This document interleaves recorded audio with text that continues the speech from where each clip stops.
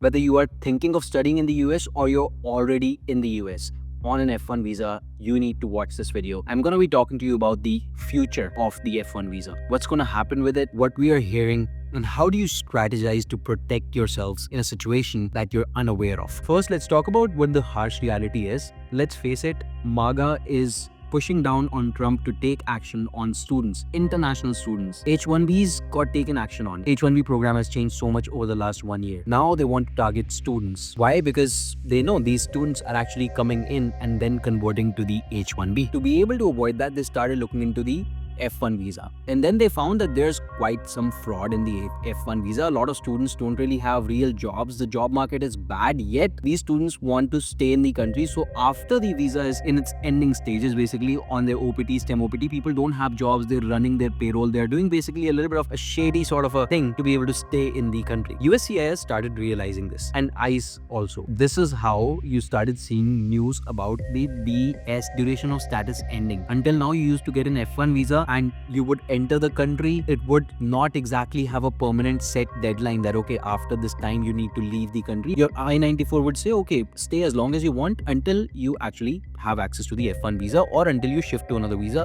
which whatever you do is fine. However, now that duration of status rule is going to end. So I-94 will instead start to give you a set end date that, okay, at the end of this term, once you finish your degree or once these 4 years finish off, essentially, you have to leave the US. At that point, you are going to have to file an I-539 form. Understand this, the I-539 will help you extend the visa, it'll help you stay in the country longer, but it is the decision of the USCIS. They will check into what you are going to be doing at that stage in the country. Why do you want to extend your visa? Do you have OPT, STEM OPT? Do you want to study longer? Did you take up reduced course load and you're staying longer to finish the course, or you just want to work at a particular company but you don't really have a job right now, so you're running your payroll? All of these things will be transparently visible to the USCIS, and basically hiring them is going to be a lot more difficult as compared to what it currently is, at least. Now, this rule unfortunately might get implemented because it is in its final stages, and the USCIS is using all kinds of backing to show that, look what ICE found, there's 10,000 fraud cases and this and that, even though at the end of the day the fraudulent cases they've found out are actually very low in number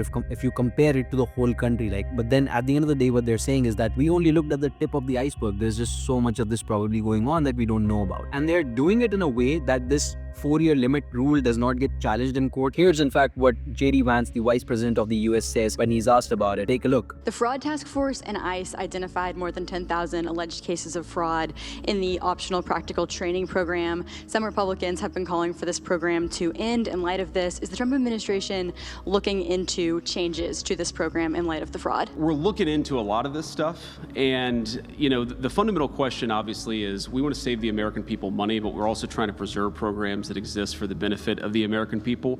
We're also trying to make sure that we do this in a way that's defensible, that's not going to get challenged in a court, or if it does get challenged in a court, where we can defend things. So I think to anyone watching this, it is pretty clear that he doesn't really know what kind of a program is being talked about. He doesn't have any idea till the very end as to what the question is, but the point is that they're just taking action for the sake of taking action over here. So until now, you used to move from OPT to STEM OPT, and then if you don't get a H-1B within the STEM OPT, you would go towards maybe a Day 1 CPT. Now that Day 1 CPT will be visible to the USCIS, imagine what will happen. They will definitely not approve an extension for that. Not only that, every time you want to get an extension of the F1 visa, you have to get immigration attorneys involved. So you would probably be paying some charges over there. They would be creating a petition on your behalf. If you don't have a good immigration attorney, they would make mistakes. And because of those mistakes, you might have to go home. All kinds of scenarios come in over that just did not exist back in the day. And if you get denied for any reason whatsoever, you will be sent back. You're gonna have to find a new way to come back into the country. This is the harsh reality of the F1 visa, and guess why this is happening? It is all because of MAGA and all because of people who went crazy over the internet as to how are these people taking our jobs, how are these people working illegally, all of this over social media like you've been seeing over the last couple of months. This is what it has resulted in. People want action taken. They're doing self-investigations on immigrants, on international students. What is the government going to do about it? But then again, the question is not about what the government is doing, it's about what you are doing to protect yourself. On the initial OPT, you can do anything. It is very flexible. Even if you're doing volunteering or just setting up your own company, that's fine. However, on the STEM OPT, it's not that flexible. You need an e-verified employer to sponsor you. You need a payroll. You need an employer-employee relationship, all kinds of things that you have to prove. And that's exactly why it is critical that you already start building your profile towards something called as the O1 visa. If you are protected with this visa, you are good to go no matter what kind of a change comes in. You would simply be able to shift to this visa, maintain your status, and it is a stable visa. And it is approved by the USCIS, and the success rate from the USCIS, from the government itself, is 94%. That means you can actually go ahead and get it. So many people,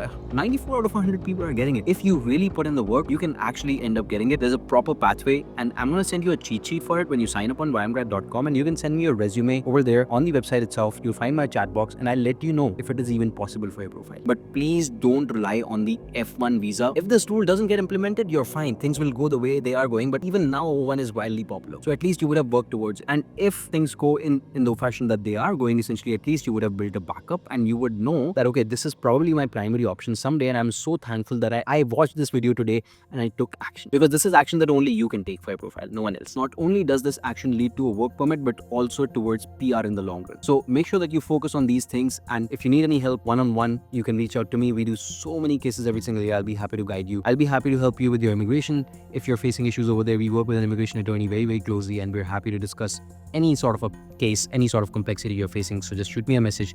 You know what to do on YMGrad.com. And thank you so much for watching this video. Share this with the people who need to know, because this is the harsh reality of the F1 visa in this year.